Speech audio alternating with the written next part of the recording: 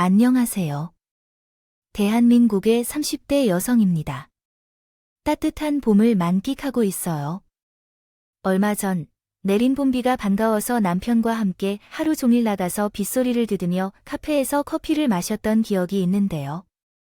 그때 함께 커피를 마시며 들었던 이야기를 튜브에 올려보고 싶다는 생각이 들어서 집에 돌아와서 저희 이야기를 글로 적어보게 되었습니다. 제 이야기는 사연 튜브에 잘 올라오는 고부 사이에서 일어난 이야기예요. 저와 시모의 이야기거든요. 제 이야기를 이제부터 잘 들어주시고 중간에 혹시 배꼽이 날아갈 수도 있으니 잘 챙겨 들어주시길 부탁드립니다. 제 결혼 스토리를 간단히 소개하자면 저와 남편은 아는 언니를 통해 만났습니다. 남편은 지방에 있는 제철소에서 일하고 있었는데 언니가 그의 인성이 너무 좋다며 꼭 소개해달라고 해서 만나기로 했어요. 저는 서울에 살고 있었고 남편은 지방에서 일하고 있어서 거리가 멀어서 장거리 연애는 별로 원치 않았지만 소개팅 자리에 나가 뵙게 되었습니다. 근데 생각보다 남편이 정말 괜찮다는 생각이 들었어요. 만난 첫 시간부터 웃음을 짓게 하는 그의 모습에 진심으로 어느 정도의 대화도 하지 않아도 하루 종일 함께 있고 싶다는 생각이 들었습니다. 지루하지 않았어요. 그 뒤로 서로에게 호감을 느끼면서 우리는 가까워졌고 장거리 연애도 전혀 힘들지 않을 만큼 서로 뜨겁게 연애했어요. 그렇게 우리 둘은 결혼을 하게 되었고 신혼 초반에는 주말 부부를 하다가 나중에는 더 제대로 된 결혼 생활을 위해 서울로 올라왔어요. 자신의 업을 포기하고 남편이 저를 위해 많이 사랑해 주셔서 그런 남편과 결혼한 후에 저는 많이 행복했습니다. 하지만 딱 한 가지 아쉽고 힘든 점이 있었는데 그것은 바로요. 저의 상황이었습니다. 정확히 말하자면 시어머니의 성격 때문이었죠. 결혼 후에 보니 시댁은 시아버지가 형제 중 장남이시어서 그 집안의 재산은 모두 시어머니 쪽에서 지내고 있었어요. 1년에도 꽤 많은 제사가 있었기 때문에 제가 그때마다 가서 음식을 만들어야 했거든요. 제사 음식 만드는 것은 솔직히 말해서 어렵지 않았어요. 그건 제가 며느리로서 당연히 할 수 있는 일이라고 생각했거든요. 제가 편한 대로만 살려면 결혼을 해선 안 된다는 거잖아요. 근데 여기서 어려웠던 점은 바로 시어머니의 태도였어요. 시어머니는 결혼 전부터 느낀 건데 입이 상당히 거칠었어요. 그래서요. 와, 진짜 사람이 어떻게 말을 그렇게 믿을 수 있는지 생각해 본 적도 있었습니다. 진짜로 딱 입으로 천냥빚을 갚는다는데도 우리 시모는 열심히 일을 다해도 말 하나 때문에 욕을 듣는 그런 사람이었습니다. 한 번은 제가 시댁에 가서 음식을 만드는 중이었는데 이렇게 말했어요.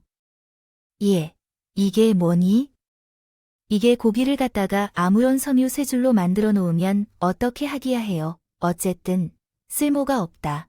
쓸모가 없어. 어디 가서 음식 못한다는 말을 들어본 적이 없는 준비된 신부 같은 사람이었는데 시모의 거친 평판을 듣고 있습니다. 진짜 마음이 너무 상하기만 하네요. 그런데 그때는 신혼초라서 다음부터는 잘 하겠다고만 말하고 넘어갔어요. 하지만 그뿐만이 아니라 우리 시모는 입에서 욕을 달고 살면서 거친 말을 아무렇지도 않게 내게 퍼붓기도 했어요. 알죠? 제사상에 올린 음식 꼬라지가 이게 뭐냐며 대체 왜 이따위로 붙인 건지라고 물었죠. 아니면 생선살이 여기서 튀어나오면 되냐며 하면서 겁대가리 없이 간이 튀어나온 거라며 계속 인식하면서 말을 했어요. 좋아하고 많이 먹을 것 같다라며 조상에게 들이댔다가 조상들이 노예한다는 이야기도 한 적이 있었어요. 시모는 아주 작은 횟집을 운영하고 있었는데 테이블이 딱 4개밖에 없었습니다. 그럼에도 불구하고 음식 솜씨가 좋아 손님들이 끊임없이 찾아와서 식사를 잘못 만들었다고 하면서도 말을 하기 어려웠습니다. 그러나 표현이 너무 거칠어서 제가 한 번은 참다 말이나 했습니다.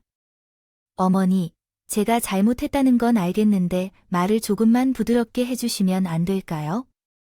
제가 어머니의 말씀을 듣고 고칠 의사가 있습니다. 그러나 너무 거칠게 표현하시니까 마음이 상해서 아무 일도 할 수 없어요. 신혼 초에 눈물을 흘리며 이야기했던 것을 생각해서 어느 정도 이해해 주실 줄 알았던 것입니다. 근데 그건 완전한 오산이었어요. 여기에다 대고 뭐라 하는 건지 아세요? 하이구, 아주 그냥 너는 정신이 맨정신이 아니라 가지고 왜 이래? 그러냐, 그깟 쓴소리 좀 했다고 질질 짜대는 수준 알만하다. 야, 못하는 걸 못한다고 하는데 그걸 어떻게 표현하라는 거야? 진짜 아유 짜증나. 시모는 한마디 내뱉고 그냥 가버렸어요. 거기에 또 서러워서 눈물이 나올 수밖에 없었죠. 평소에는 우리 신우가 진짜 좋은 사람인데 유독 심오한 사이가 좋지 않고 싫다는 태도를 강조하더라고요. 근데 처음에는 그게 왜 그럴까요? 원하는 것이었지만 뒤늦게 알게 됐어요. 시모가 거친 말을 하는 것을 정말 싫어해서 그 둘의 관계가 평범한 모녀 사이와는 다르게 느껴졌어요. 저는 상황이 저렇게 되도록 만든 시모의 말을 들으며 제 자신을 돌아볼 필요가 있다는 생각이 들었어요. 결혼 생활을 이어가면서 그 말투에 적응하고 있었고 조금은 거친 말에도 멘탈이 흔들리지 않을 정도로 강한 멘탈을 가진 사람이 되었죠. 그래서 나중에는 시모가 얼마나 생거친 말을 해도 상처를 받지 않았어요. 오히려 그냥 듣고 넘어가며 그렇게 지내고 있었답니다. 그렇게 나름의 생존 능력을 길러내며 시댁살이를 잘 적응해 나가고 있었는데 도저히 제가 참지 못할 사건이 하나 빵 터지게 되었어요. 그 사건을 통해서 시무의 거친 말도 완전히 바뀌게 되는 아주 큰 계기가 되었죠. 어느 날 제삿날이 다가왔을 때 그 전에부터 제 몸이 조금 이상해졌고 여러분들도 아시는 그 감기죠. 그게 제한테 딱 온 듯 했어요. 근데 검사를 해보니까 다행히도 그냥 몸살이 심하게 온 거였어요. 결국 제삿날 당일에는 열이 39도까지 올랐고 힘들어서 골이 다 올릴 정도였기 때문에 결국 시댁에는 못 갔어요. 정리해야 할 정도는 아니었지만 그래도 지금 가면 저도 힘들고 또 다른 분들께 민폐가 될 수도 있을 것 같아서 그날은 남편만 보냈습니다. 혼자서 음식을 만들고 계신 시어머니, 옆에서 바쁘게 도와줄 시어머니가 마음에 걸려서 미안했어요. 하지만 저는 도저히 제 몸을 제대로 가눌 수가 없는 정도였기에 이번만 딱 양해를 구하고 가지 않기로 했습니다. 남편을 보낸 뒤 집에서 침대에 누워 끙끙 앓고 있는데 갑자기 벨소리가 울리더군요. 전화를 받을 힘도 없었지만 전화 온 사람을 보니 시어머님이셔서 어쩔 수 없이 힘겹게 받았습니다. 그 전화를 받는 순간 진짜 아픈데 더 아파지는 듯한 고통을 느꼈어요. 저에게 전화를 한 시모는 전화를 받자마자 첫 마디부터 말을 다다다 하기 시작했어요. 야, 너 나 혼자 개고생 시키려고 지금 아픈 척하는 거지. 너 꾀병이잖아. 좋은 말로 할 때 튀어와라. 알았어. 시간 딱 1시간 준다. 너무 이해할 수 없는 시어머니의 행동에 저는 물러날 수 없다는 듯이 단호하게 대답했어요. 어머니, 저 정말 아파요. 진짜로 열이 39도까지 올라간 상태라 못 갑니다. 뭐야, 너 감히 지금이 시험이 말을 우습게 들어? 너 안 오기만 해봐. 그랬다가 오늘이 너랑 나랑 그냥 끝장 보는 날 될 테니까. 어디 소란 제대로 피우고 싶으면 그대로 집구석에 처박혀 있던지. 아, 어머니가 그러시고 싶은 대로 하세요. 그러나 제가 정말 너무 아파서 오늘은 도저히 못 갈 것 같습니다. 다음에 어머니와 원하시는 대로 하세요. 제발, 오늘은 말고요. 그럼 이만 끊겠습니다. 저는 무슨 깡패도 아니고 이상한 협박을 하는 시모를 보면서 어이가 없었습니다. 몸이 너무 힘들어 더는 상달력도 없어서 그냥 아예 무시할 거라고 말씀드리고 전화를 끊었습니다. 솔직히 말해서 제가 안 가면 어머니와 착한 신우가 고생할 것을 알아서 미안하다는 생각도 했지만 이런 식으로 반응이 나오니 미안함이 더해졌습니다.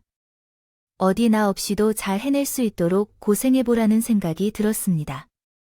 그래도 신우에게 미안함을 느끼지 않을 수 없었지만 시어머니 이런 무개념적인 행동을 참아줄 수 없어 그 뒤에 오는 전화들은 전부 받지 않았어요. 그랬더니 거의 7통을 넘게 전화하다가 제가 한 통도 받지 않으니까 아이가 문자를 보냈대요. 뭐라고 보냈을지 궁금해서 확인했더니 정말 제 상상을 초월하는 내용이었어요. 차마 여기에 쓸 수 없는 내용이라서요. 그날 난생 처음 보는 육두문자를 원없이 본 것 같아요. 이렇게 입이 걸걸할 정도로 심한 욕들이 많아서 충격적이기까지 했죠. 그 문자까지 보고 나니 정말로 제가 감당할 수 있는 수준을 벗어나더라고요. 아니라는 걸 깨닫게 되었어요. 그래서 예전에 유튜브에서 본 사연 중 하나가 떠올랐어요. 이 사람은 무시가 답이라는 게 생각나면서 지금 내가 해야 할 일이 무시인 것 같아서 그대로 핸드폰을 덮고 아무 생각도 안 하고 그냥 푹 쉬어버리려 했어요. 근데 역시 제가 생각한 수준의 이상을 보여주는 시모는 상상도 못할 일을 뒤에서 다 벌렸더라고요. 그게 뭐인지 지금부터 알려드릴게요. 저는 육두문자의 메시지를 받고서 그냥 무시하고 좀 싫었는데 제 무반응의 시어머니는 더 골인해버린 듯한데요. 공격 대상을 아예 바꿔버리는 거죠. 진짜 말도 안 되는 대상이었는데요. 그건 다름 아니라 제 친정엄마였습니다. 난리가 나던 시어머니의 연락이요. 조용해져서 겨우 내 스마트폰이 켜진 건지 확인해보니 사실 나는 제프가 연락을 해온 것을 깨달았다. 내가 휴식을 취하려던 찰나에도 새로운 전화벨 소리가 울렸다. 친정 엄마의 전화였는데 따뜻한 걱정을 듣고 싶어서 받아들였다. 하지만 그때부터는 오히려 내가 더 걱정하게 되었다. 통화를 통해 시어머니의 건강 상태를 알게 되자 정말 놀랐다. 몸이 많이 좋지 않아? 얼마나 심각한 건지 시댁에도 못 간다니. 병원에 가야 하지 않겠냐? 내가 지금 가볼까? 하고 생각했다. 하도성을 내게 무슨 일인가 했지. 근데 진짜 내가 지시사돈이라는 것도 잊었나. 내가 아프다고 하면서 시댁에 오지도 않았다면 막 화를 내면서 그냥 불나방처럼 육두문자를 날려대는데 순간 이게 꿈인가 했다. 나 참 기가 막혀서 왜 이렇게 사람이 개념이 없어? 그게 지금 사돈이 나한테 할 짓이니? 아니, 시어머니가 엄마한테 전화를 했어. 전화했어. 방금 전에. 아니, 전화 와서 뭘 하는 줄 알아? 나한테 바락바락 성질을 내면서 내가 일하기 싫어서 꾀병 부리고는 연락도 안 받는다고. 도대체 가정교육을 어떻게 시켰냐며 아주 있는 성질 없는 성질 다 끌어다가 내는 거 있지. 제삿날인데 본인한테 일 다 뒤집어 씌운다면서 내가 개념이 없다는, 이 싸가지가 없다는, 아주 그냥 내 욕을 그렇게 하더라. 엄마가 그냥 무시해버렸어. 나한테도 똑같이 승질을 부리길래 내가 무시했더니 엄마한테까지 뭐라고 한 거야? 나한테도 문자로 욕을 엄청 해대서 내가 좀 무시했거든. 원래 이해하기 어려운 행동들을 잘 하시는데 근데 진짜 엄마한테까지 전화할 줄은 상상도 못했어. 내가 우리 집까지 침입할 건 상상했는데 엄마는 진짜 내 예상 밖이야. 왜 그러시는 거죠? 대체 무슨 일이 있었나요? 아니, 너한테 욕하는 문자를 보냈다고 하니 당장 나한테 전달해봐. 뭐라고 했는지 확인해봐야겠어. 아니, 나 지금도 정신이 필요해서 놀랐어. 내가 내 교육을 제대로 못해서 집에서 이런 일을 겪는다는 게 정말 속상해. 정신 차리라고 하는 거 같더라. 만약에 앞으로도 이런 일이 다시 생기면 그때는 너와 너희 아들과 이혼시킬 거야. 또한 내가 가정교육을 잘 시켜주지 않았기 때문에 앞으로 너네 시댁살을 제대로 시키겠다고 하는데 진짜 화가 나서 돌아버릴 줄 알았다. 그래서 찾아가서 그 여인의 머리카락을 잡을 뻔했다. 얘기를 하면서 보니 내 안에 정말 열받는 감정이 너무나 커져가서 가만히 있을 수가 없었어. 엄마는 이야기를 하면서 시어머니에게 당한 일이 너무 격해지고 있었어. 또한 통화 중에 보내달라고 했던 그 문자를 보니 더 화가 나서 감정이 더 격해졌어. 엄마가 화가 나면 어떻게 되는지 잘 알기 때문에 또 덜컥 놀랐고 그때부터 말 걸리기 시작했습니다. 엄마, 안 돼. 지금 엄마 또 흥분하고 계시는데 나 괜찮아요. 진짜로 괜찮으니까. 엄마, 진짜 화내시면 안 돼요. 예전 성질이 다시 나면 나도 감당하지 못해요. 그 여자가 아직 내 성격을 모르고 무시하고 있어서 진짜 어이가 없어요. 내가 너희 아빠가 돌아가시고 너희 셋을 키운 걸 아직 무서운 줄 모르니까 그렇게 돌아선 거 보고만 있을게요. 난 아주 곧 제대로 갚아줄 거예요. 엄마가 이미 흥분을 잔뜩 해서 비장하게 말씀하시는데 말이 일단 트인 후파는 없었어요. 저희 엄마는 원래 성격이 아빠가 돌아가시고 시장에서 혼자 생선 가게를 하셨기에요. 성격은 보통이 아니셨어요. 그 억센 시장 사람들을 다 제압할 정도로 보통 내기가 아니라서 한때는 진짜 싸움딸이라는 소리까지 들었던 게 바로 우리 엄마였죠. 근데 저는 그게 이해가 갔어요. 엄마가 혼자서 우리 셋을 키워야 했으니 얼마나 그 세월이 험난했겠어요. 그래도 우리 엄마는 시모처럼 무개념적이진 않았어요. 그저 할 말 해야 하는 성격의 불의를 보며 못 참는 성격이었기 때문에 조금은 거칠어 보이는 것뿐이지 우리 엄마는 한성깔 하면서도 주변 평판은 정말 좋았어요. 대신 한번 화가 나면 물불 안 가리고 싸우는 불같은 면이 있었기에 그건 조금 늘 조심스러웠어요. 엄마의 불같은 성격은 지금도 저희를 형제들 사이에는 큰 이력이 있어서 서로 대화를 나누는 정도로 이야기를 나눕니다. 이야기를 함께 하면서 웃을 만큼 신기하고 기억하기 싫은 사건이었습니다. 특히 예전에 엄마가 말로 듣기 어처구니 없는 이 남자에게 대처한 일로 그 이후에는 우리가 영원히 화내지 말고 참을성을 가지고 사는 법을 알려준 적이 있습니다.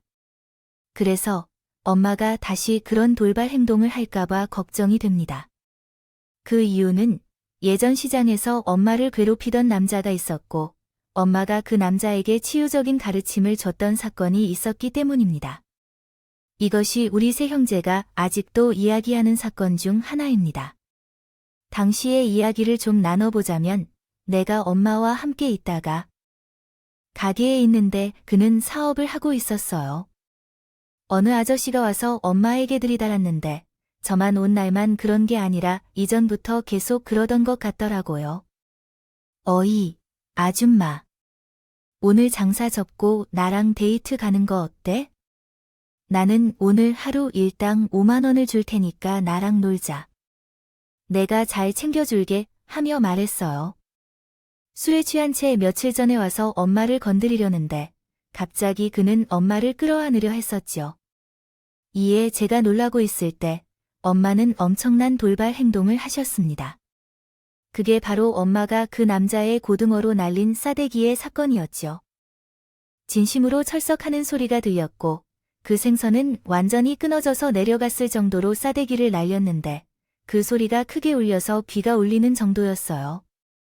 싸대기를 날린 후에는 그 고등어로 온 몸을 여기저기 때리는 바람에 엄마는 그날 결국 경찰서를 다녀와야 했고요. 당시에는 제가 대학을 졸업하고 천천히 취업 준비를 하고 있을 때였기 때문에 종종 엄마 생선 가게에 가서 도와주곤 했어서 그 모든 상황들을 현장에서 직접 목격하게 되었고 그 상황 속에서 많이 흥분한 엄마를 달래려 했지만 역부족이었어요. 그래서 결국 주변에서 구경하고 있는 사람들의 신고로 경찰서에 가야 했고요.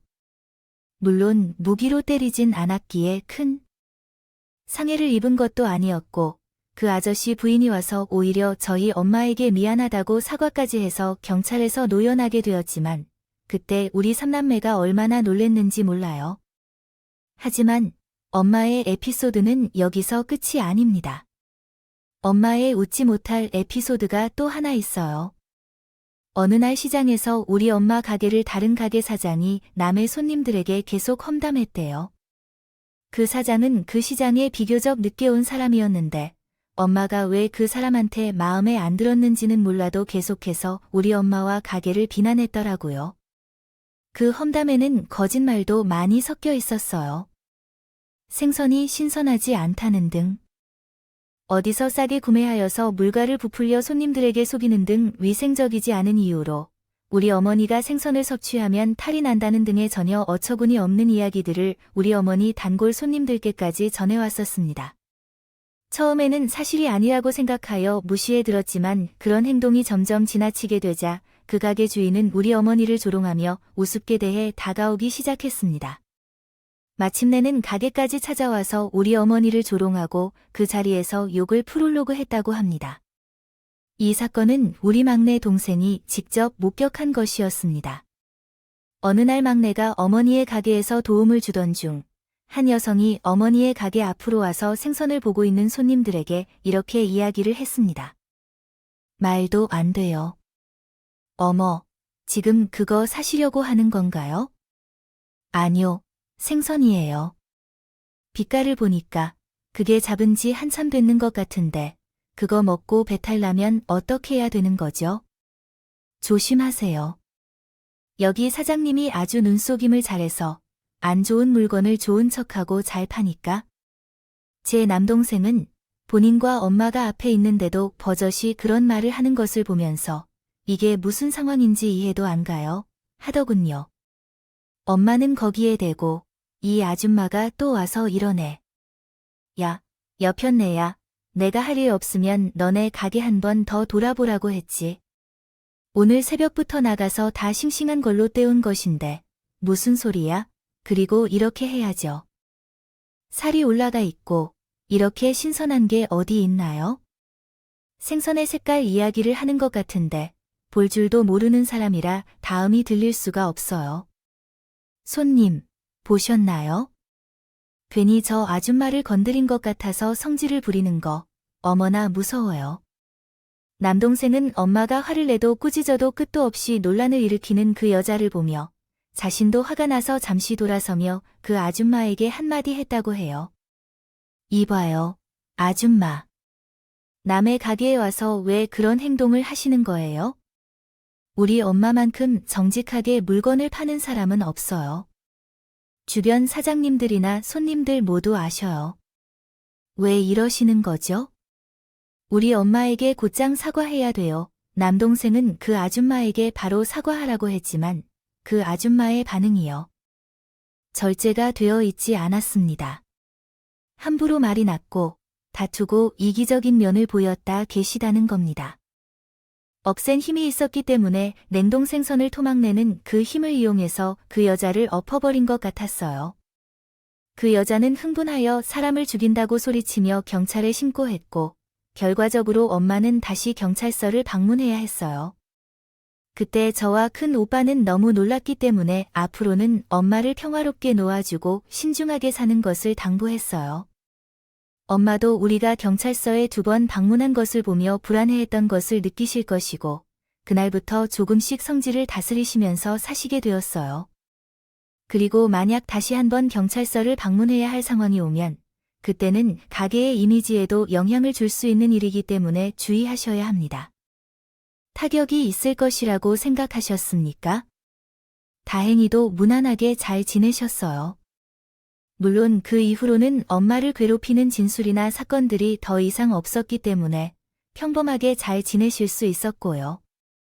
엄마는 여자 혼자 살면서 주변에서 무시하면서 다가오는 사람들이 많았음에도 불구하고 저희 3남매를 위해 정말 열심히 살으셨어요. 여자 혼자로서 생핏을 파며 자식 3명을 전부대학에 보내는 일은 쉬운 것이 아니죠. 그래서 저도 엄마를 매우 존경하고 있었지만 다시 한번 이런 엄마의 성격적인 측면을 건드리게 되면서부터 저도 긴장을 좀 하게 되었어요. 그러지 않게 노력하며 잘 살아오던 그러한 성격이 시무에게 그렇게 무차별적으로 대우받고 나니까요. 확실한 일이 나올 것을 바라면서 저는 이번 사태가 평온히 지나가길 소망했어요. 엄마와 대화를 마치고 안심하며 넘어가려는 마음으로 있었는데 이번에는 시무로부터 문자가 왔더라고요. 내용을 확인하니 문자를 통해서도 엄청난 기세가 전해지는 것을 느낄 만큼 시어머니가 보낸 메시지 내용은 다시 한번 기가 차도록 만들었습니다. 야, 너 내가 너네 엄마에게 전화해서 딸 교육을 충실히 시키라고 했더니 가만히 듣고만 있더라. 나 이런 사람이야 알았어. 그러니까 너 앞으로는 조심해라. 이 문자를 받고 났는데 그 화가 솟는 성품을 억누르며 쓴소리를 한 번도 하지 않고 참고 있었습니다. 엄마의 모습이 눈에 선다. 마음이 아파오는데 그래서 이번에는 더 가만히 있으면 안 되겠다 싶어서 시모에게 이렇게 문자를 보냈습니다. 어머니, 지금 실수하셨어요. 제가 그 문자를 보낸 후에 전화가 쏟아지듯 오고 난리가 났었지만 전화를 받지 않았어요. 정말 몸이 너무 안 좋아서 신경을 쓰고 싶지도 않아서 지끈거리는 머리를 잡으며 그냥 잠들었어요. 그러나 그 후로 오게 될 저도 시모도 그 실수에 대한 대가가 얼마나 어마무시한지 전혀 예상하지 못했어요. 엄마는 그 다음 날부터 시모 횟집을 아침 9시에 문을 열었는데 아침 9시부터 가게 문을 닫을 때까지 엄마가 거기서 말뚝을 아예 박아버리셨습니다. 그것도 안주를 하나만 딱 시켜놓고는 아침 9시부터 끝날 때까지 말뚝을 박았는데 많은 손님이 왔다 갔다 하더라도 엄마는 그에 신경을 쓰지 않고 그냥 한 테이블을 차지하고 계셨다고 합니다. 처음에 말씀드린 대로 제 시모는 나름 음식 솜씨가 좋아서 테이블이 4개밖에 없어도 손님이 계속 찾는다고 했었죠. 그럼에도 불구하고 엄마는 그곳에서 손님이 계속 오고 가는 것에 무관심하고 그냥 한 테이블을 손에 쥐고 나가지 않으셨던 것 같습니다. 그래서 시모가 엄마에게 장사 방해하지 말고 빨리 나가라 고 했지만 안 나가셨다고 하더라고요. 저도 엄마가 그런 상황에서 있었다는 소식을 시모로부터 들었습니다. 그 가게로 빨리 달려갔어요. 하는데 둘이서 이 신랑을 버리고 있더군요. 아, 사돈, 정말 왜 이러는 거죠? 여기 손님들이 왔다가 가는 거 안 보여요? 왜 자리 차지하고는 가지 않고 이러고 있어요? 빨리 나가주세요. 지금 나한테 나가라고 하는 거예요? 나도 엄연히 손님이라고요. 내가 원래 밥을 천천히 먹는 사람이에요. 나도 지금 안주랑 술 시킨 거 다 결제하고 먹고 있는데 왜요? 뭐가 문제예요? 나는 이거 다 먹을 때까지 여기서 발자국도 못 움직이니까 그렇게 하세요. 저는 그 모습을 보자마자 얼른 엄마를 데리고 나오려고 했어요. 엄마, 여기서 왜 이래요? 빨리 나가야 해요. 손님들이 자꾸 왔다 갔다 하니까. 아, 제가 손님이라니까 내가 왜 그래? 내가 그럴 거면 나 밥 먹는 거 방해하지 마세요. 엄마에게 말해도 고집을 꺾지 않았어요. 엄마가 한번 흥분하면 누구도 못 말리는 걸 알았기 때문에 시모에게 말했어요. 어머니, 저도 모르겠어요. 이제 우리 엄마가 한번 이러면 아무도 못 말릴 거예요. 어머님은 제가 오해당하면 우리 엄마에게 전화해서 행패를 부릴 거라고 생각해요. 그래서 어머니가 알아서 하실 거예요. 저는 말리기 힘든 상황에 걱정도 했지만 솔직히 제 수사모님도 한번 되통 당해봐야 된다고 생각돼 그대로 엄마를 위로했어요. 엄마는 나를 두고 나와 버렸어요. 그 후로도 혼자 가지 않고 한다는 걸 엄마는 그만두시지 않고 오히려 친구들까지 불러와서 그 친구들을 다 말뚝에 박아버리셨다고 해요. 이때부터 엄마가 저한테 나중에 해주신 말씀인데 이 이야기를 듣고 계속해서 웃었던 기억이 있습니다. 엄마는 시모의 가게에서 엄마와 함께 모임을 하던 분들이 있었는데 그분들까지 불러와서 안주 몇 개를 시켜놓고 하루 종일 이야기를 나누며 커피를 마셨다고 하셨어요. 엄마는 그 가게를 그렇게 지킨다고 말씀하셨습니다. 시모가 가달라는 부탁도 듣지 않고 계속해서 영업 방해를 했고 그 치열한 기간이 3일이었어요. 3일 동안 엄마가 계속해서 같은 행동을 해서 시모가 손과 발을 다 들었다고 해요. 하더군요. 그러면서 그제서야 시모가 엄마에게 제대로 이야기를 꺼냈다고 했어요. 아니 사돈, 내가 도대체 뭘 잘못했길래 이러는 거예요? 정말로 며느리 말대로 내가 그날 전화한 것 때문에 이러는 거예요? 네, 잘 아시네요. 도대체 우리 딸이 뭘 잘못했는데요? 우리 딸은 아비 없이도 잘 컸다고 주변에서 칭찬만 받아왔는데 무슨 이유 때문에 내 딸이 사돈 나한테 그런 소리를 들어야 합니까?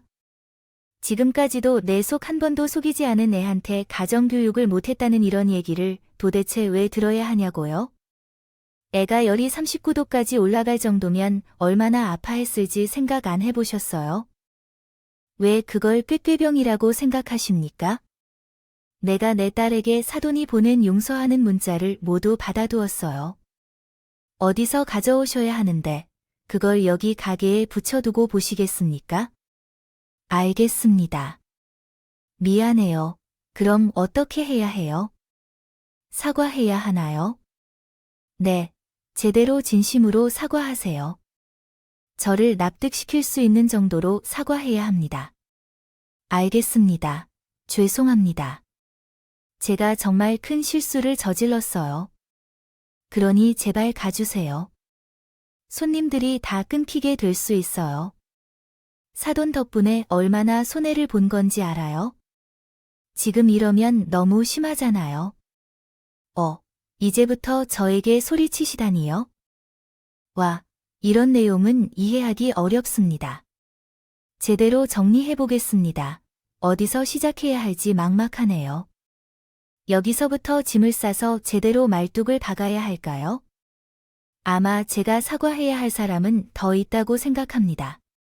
엄마는 시모에게 사과하는 모습을 보면서도 성이 다 채우지 않았다고 말씀하셨어요. 또, 진짜로 사과해야 할 사람은 제겠죠. 그래서 거기까지 이야기를 유도하셨다고 하더라고요. 누구를 얘기하시는 건지 정말 모르겠어요.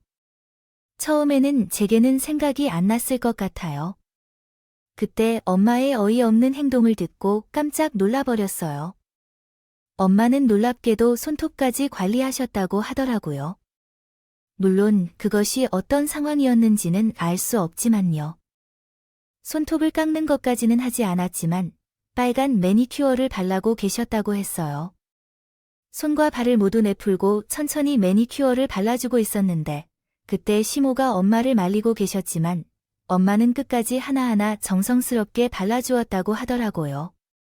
이미 손을 다 바른 상황에서 시모가 엄마에게 사과를 하였고 이제는 제 이야기까지 유도하려는데 시모가 저에게 사과할 생각이 없어 보이니까 엄마가 이렇게 말씀하셨다고 합니다. 어머, 기억력이 통하는지 몰랐는데 39도까지 올라간 열안의 힘든 몸으로 무자비한 욕설을 들은 당사자가 있는데 참 뻔뻔한지 아니면 기억력이 나쁜 건지. 에이, 기억이 안 나시면 내가 도와드릴게요. 여기 어디요? 손 다 발랐으니까 이번에는 발가락에 매니큐어 한번 발라보는 건 어때요? 아이고, 지금 나한테 며느리까지 사과하라는 얘기예요? 세상에 그런 경우가 어딨어요? 그냥 경우를 언급했을 뿐인데 지금 사과의 경우가 어딨냐고요? 그냥 잘못한 사람이 하는 거겠지. 아이고, 이거 안 되겠어요. 발가락 다 바르고 친구들을 다 불러서 더 놀아야지. 여기를 그냥 아지트 삼으면 될 것 같네요. 아, 아지트네요. 알겠습니다. 알겠어요. 사과하면 될 거예요. 사과할게요. 시모는 처음에 제게 사과를 할 생각을 안 했다고 했어요. 하지만 엄마가 여전히 미묘하게 협박적인 발언을 하자 할머니는 급하게 사과하겠다고 하더라고요. 그 말만 들어도 얼마나 당황해서 말을 했는지 눈에 선한 제가 미묘하게 흥분했는데요. 하지만 진짜 흥분한 건 그 후에 있었습니다. 엄마는 깊은 심오함으로 나에게 사과할 거라 하여 당장 내 앞에서 사과하라고 하신다고 해요. 이 사실을 전혀 모르고 있었는데 그저 집에서 쉬고 있던 중에 할머니로부터 전화를 받는다. 그 당시 할머니와의 통화는 이렇습니다. 예진아네. 미안하다. 너한테 욕을 했어. 미안하지만 그릇을 보낸데 죄송합니다. 나도 힘들어서 그렇게 했어. 음식을 해주는 사람이 나 말고 다른 사람이 있니? 그래서 나도 힘들어서 그렇게 했어. 나는 힘들게 일하고 있는데 너는 혼자 집에서 편하게 쉬고 있으면 억울해서 그랬어. 미안해, 미안해, 용서해주세요. 엄마는 아직도 며칠째 가게에서 일하시는데 정말 힘들어 하시나 보네요. 이렇게 제게 사과까지 하시면서 어머님께서 그것이 진심이신가요? 그냥 저희 엄마를 빨리 내보내고 싶어하는 사과가 아니시겠죠? 진심이시다. 정말 진심이에요. 아유, 이 놈의 입방정 때문에 내가 자기 무덤을 파는 거야, 알겠니? 나 정말 후회하고 있어. 어머님은 제 엄마의 행동에 대해 깨달음이 있었는지 그것을 제게 표현하는 사과의 진심성을 느꼈습니다. 그래서 그 사과를 받아들이기로 결심했어요. 알겠어요, 어머니. 사과를 받겠습니다. 그러나 그날 정말 많이 아팠고 아직도 식욕과 미각이 회복되지 않아 어렵고 힘든 상태입니다. 어머님이 그런 말씀을 하심에 마음이 상했었다고요. 알겠어요. 어머니, 정말 죄송합니다. 잘못했어요. 생각이 짧았어요. 다시는 그런 일이 없도록 노력하겠습니다. 또한 그날 당신의 손을 기다리지 못해서 정말 죄송합니다. 앞으로는 서로를 잘 이해하면서 지내봐요. 이해하셨죠? 네, 알겠습니다. 사과하고 나서 덧붙여 말씀드리려고 합니다. 어머니와 하나 더 말씀드릴 거예요. 우리 엄마는 정말 일반적이지 않아요. 어머님은 그냥 말이 좀 거칠 뿐이고 솔직히 매우 소심하셔서 그런 행동을 잘 못하시죠. 하지만 우리 엄마는 다 할 수 있는 분이에요. 그래서 이런 작은 일은 그렇지만 다른 일이 있더라도 절대 엄마께 전화하지 마세요. 그렇게 하면 어머님과 엄마, 그리고 나 모두가 편안할 거예요. 알았어요? 네, 그 친구를 반드시 받아주셔야 해요. 제가 통화를 끝내긴 했지만, 그리고요. 뒤로는 엄마가 저와 시모가 통하는 내용을 들으면서 이렇게 말씀하셨습니다.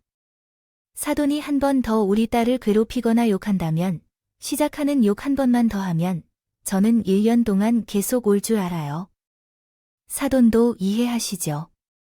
당신은 우리 예진이라는 소중한 딸이 있어요.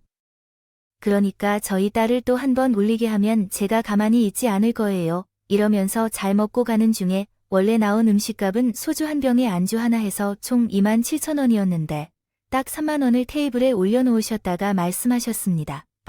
3,000원은 팁입니다. 나가겠습니다. 이 전개를 이야기하자면 처음 들었을 때 얼마나 재미있고 유쾌했는지 정말 눈물이 날 정도로 웃었다니까요. 그 후로는 정말 시어머니가 제 엄마를 무서워한 모양인지 너무 무례하게 대하지 못하게 되었어요. 그 이후로 제 결혼 생활에 평화가 찾아온 것 같았습니다. 그동안에는 엄마의 고집 센 발언으로 정말로 힘들었는데 요즘은 일이 없어서 그 발언들이 다행이라고 느낄 정도예요. 하지만 여기에 한 에피소드가 더 있습니다. 엄마와의 일 후 시어머니를 한번 찾아갔는데 그런데 시어머니가 하루 종일 집안에서도 마스크를 쓰고 있다는 거예요. 그래서 저가 물었어요. 어머니께서 몸이 안 좋으시면 왜 마스크를 집안에서도 계속 쓰고 계세요? 지금 격리 중이신 거예요? 아니면 그냥 쓰고 계신 거예요? 전이 답답한 건데 왜 마스크를 쓰고 계시는 건가요? 저는 이해할 수 없는 행동에 답답하고 혼란스럽다고 느끼고 있어요. 제가 마스크를 빼라고 말했는데도 전혀 제 말을 듣지 않으셨어요. 그런데 그때 어머님이 그 이유에 대해 설명을 해주시면서 그 이야기를 듣고 나니 진짜로 제 마음이 터질 것만 같았어요. 그동안 제가 겪은 이야기를 모두 남편에게 전해왔는데 남편이 저를 끔찍하게 생각해서 본인 엄마에게 화가 나게 되었어요. 시아버지께까지 모든 일을 말씀드렸습니다. 그래서 참석하지 못했던 제삿날 때부터 이야기를 시작해 저와 시모, 친정어머니의 일 모두를 시부께 전달했습니다. 시부께서는 자신이 직접 시모를 교육하기로 하심을 드러내셨습니다. 내 부인이 너에게 그런 소리를 했다는 걸 다 듣고는 화가 나서 머리를 자르려다가 말았어요. 아들에게 들은 것의 분노를 억누를 수 있어야 한다고 생각했죠. 그래서 곧장 가위를 가져와서 그 마을 머리를 바로잡자는 취지에서 밖에 나갈 수 없게 머리카락을 자르겠다고 하니 네 시어머니가 열심히 간청하셨습니다. 그러면서 너에게 잘못이 있다고 말하셔서 스스로의 행동을 반성하고 있습니다. 가위를 내려놓다고 했다는데 그래서 내가 왜 가위를 내려놓았다고 하는 거야? 갑자기 마스크를 왜 쓰는 줄 모르겠다고 하면 안 됩니다. 집안이든 밖이든 말실수하면 안 된다. 고 그러니까 마스크를 쓰고 입을 봉쇄하고 있는 거야.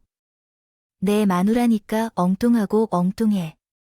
이 이야기를 듣자마자 정말 시모가 안쓰럽기도 하고 귀엽기도 했어요. 그 마스크를 쓰고 있는 것은 입방정을 막기 위해서라고 하니까 너무 웃기더라고요. 어쩌면 시모는 그 마스크를 쓰고 거의 말하지 않았어요. 시보의 이야기를 듣고 나서도 고의로 가서 말을 걸고 마스크를 벗으라고 요청했지만 강하게 거부했습니다. 결심을 하셨는지 일절 벗지 않으시더라고요. 그 모습을 보면서 그것도 나름의 노력이니 냅두자 싶어서 그냥 뒀네요. 그 이후로는 진짜 시모가 말버릇을 많이 고쳐서 지금은 많이 부드러워졌어요. 덕분에 저와 시모의 사이도 점차 더 풀어지고 가까워지고 있답니다. 얼마 전에는 친정엄마가 먼저 시모한테 전화를 걸자고 하셨다고 하더군요. 생각해보니 그렇게 시모 가게에 가서 행패를 부리는 게 좀 미안해서 먼저 나서서 밥 먹고 그날 미안하다고 하셨대요. 그날 두 분은 많은 대화를 나누신 것 같았는데 그중 엄마가 꼭 제가 들었으면 하는 얘기가 있다며 전해주셨습니다. 시모는 그동안의 시누이하고도 사이가 안 좋고 아들도 결혼해서는 저한테 너무 잘하고 또 저희 시부인 시모의 남편마저도 무뚝뚝한 사람이라서 무시를 받으며 사는 것 같다고 하셨대요. 그래서 제가 더 얄밉고 괜한 성질을 부렸었는데 그게 너무 미안하다고 하셨다고 하더군요. 그래서 저희 엄마는 사람 세상에 완벽한 사람이 어디 있습니까? 다들 부족한 부분들 발견하면서 고쳐가며 살아가는 것이겠지요. 이제 사람도 걸러낸다고 해서 말버릇 고친다고 했으니 다들 또 잘할 거예요 라고 하셨다고 했어요. 그리고 힘든 일 있으면 나에게 연락하세요. 내가 언제든 친구가 되어 드릴게 라고 훈훈하게 말씀하셨다고 해요. 두 분이 함께 눈물을 훔치며 이렇게 감동적인 대화를 나눈 적이 있었다고 생각하니 나의 마음도 따뜻해지고 앞으로 시모한테 더 잘해야겠다는 생각이 들었어요. 그래서 요즘은 종종 먼저 연락을 드려서 신경을 많이 써주려고 노력하고 있어요. 시모 어르신은 전보다 훨씬 부드러워졌어요. 제가 연락을 드리면 항상 기쁜 표정을 짓고 때로는 먼저 전화를 주셔서 제가 밥은 먹었는지 무엇을 먹고 싶은지 물어보시기도 해요. 그래서 나는 반드시 어머님, 매운탕이 땡겨요 하면서 이야기를 하는데 얼마 전에는 아예 먹고 싶을 때마다 냉동실에 넣어뒀다가 매운탕 육수를 끓여서 먹으라고 하셨어요. 생선 가시까지 잔뜩 가져오셨더라고요. 덕분에 요즘은 시모 사랑을 듬뿍 받으며 행복하게 지내고 있네요. 게다가 얼마 전에 시모로부터 놀라운 이야기까지 들었는데요. 저는 시모의 이야기를 듣자마자 정말 눈물을 흘리게 되었습니다. 제가 눈물을 쏟게 된 이유는 이렇습니다. 예, 어머니야. 그동안 나 때문에 고생을 많이 하셨겠지요. 제가 참 마음을 너무 못되게 다뤄서 그동안 많이 실수를 한 것 같다. 그래도 제가 시집오고 난 뒤에 무뚝뚝한 아들로나 남편같이 보이는 것까지 참딸로서 해야 할 일이 많았던 것 같습니다. 사이에서 내게만 시어머니로 대접받으면서 사랑받고 인정받으면서 대우받으면서 살았는데 난 그걸 못 보고 그냥 내 서운함과 자격지심에 빠져 너를 힘들게 했던 것 같아. 이제 보니 너처럼 친구 같고 너처럼 나한테 잘해주는 사람이 없는데. 혜미야, 정말 미안해. 그동안 미안했어. 나도 표현이 거칠고 예쁘지 못한 사람이라 나를 무뚝뚝하게 대하는 우리 가족 탓할 거 하나 없었는데 나는 멍청했어. 참 어리석었어. 그러니 이제라도 용서해 주오. 어머님, 이렇게 먼저 말씀해 주셔서 감사합니다. 저도 부족한 점이 많은 며느리라는 거요. 잘하고 있어요. 더 어머니께도 아버님께도 잘해야 하는데 못할 때도 많았고요. 저도 앞으로는 두 분께 더 잘할게요. 그리고 남편도 겉으론 무뚝뚝해서 그렇지만 속으로는 어머니 생각을 얼마나 많이 하는데요. 얼마 전에는 어머님 식당에서 너무 고생하시는 것 같다고 집안의 안마의자라도 놔드려야겠다고 얘기하더라고요. 어머님이 모르시는 곳에서 어머니 아들이 엄마 생각 많이 하니까 너무 서운해하지 마세요. 이번에 제가 좋은 안마 의자 놔드릴 테니까 그걸로 매일 피로 좀 푸시고요. 가게 잘 된다고 너무 무리하시잖아요. 요즘. 아휴, 고맙다. 고마워. 너희들 밖에 없다. 내가 왜 진즉에 너네가 이렇게 속 태우는 줄 몰랐을까? 깊은 곳에서는 우리 딸도 모를지 몰랐을 텐데 요즘은 조금씩 나에게 잘해주는 것을 보니 이제야 내가 제대로 엄마로서 사는 것 같습니다. 앞으로는 나도 더 잘하겠어요. 고맙다, 애기야. 시모는 제게 이렇게 자신의 지난 날을 속죄하는 말을 오래 해주셨어요. 그 말에 내가 얼마나 눈물이 나는지 몰라요. 여러분, 비 온 뒤에 땅이 굳는다는 속담이 있는데 시모와 나의 관계는 그런 느낌이네요. 이전에는 좀 어렵고 마주하기 힘들었던 시모였지만 지금은 편안하고 친구 같은 시모가 되어 계십니다. 아마도 시모와의 이러한 부딪힘이 없었다면 이런 관계가 형성되지 않았을 것 같아요. 그러므로 그 과정도 당시에는 아프고 힘들었지만 이제는 이렇게 웃으며 이야기할 수 있다는 사실이 얼마나 행복한지 몰라요. 여러분도 현재 가까운 이들 때문에 어려움을 겪고 계신가요? 그렇다면 저와 같이 두 사람이 가까워져 좋은 관계를 유지하길 바랍니다. 앞으로도 다시 돌파해야 할 난관이 있을지 모르겠지만 그럴 때마다 잘 해결하겠습니다. 또한 미래가 더 나아질 것이라고 생각합니다. 부디 저와 우리 가족 간의 강하고 소중한 유대를 따뜻하게 응원해 주시길 바랍니다. 그동안 긴 이야기 들어주셔서 감사합니다. 음악에 대해 어떤 도움이 필요하신가요? 부가적인 정보를 주시면 도움을 드릴 수 있습니다.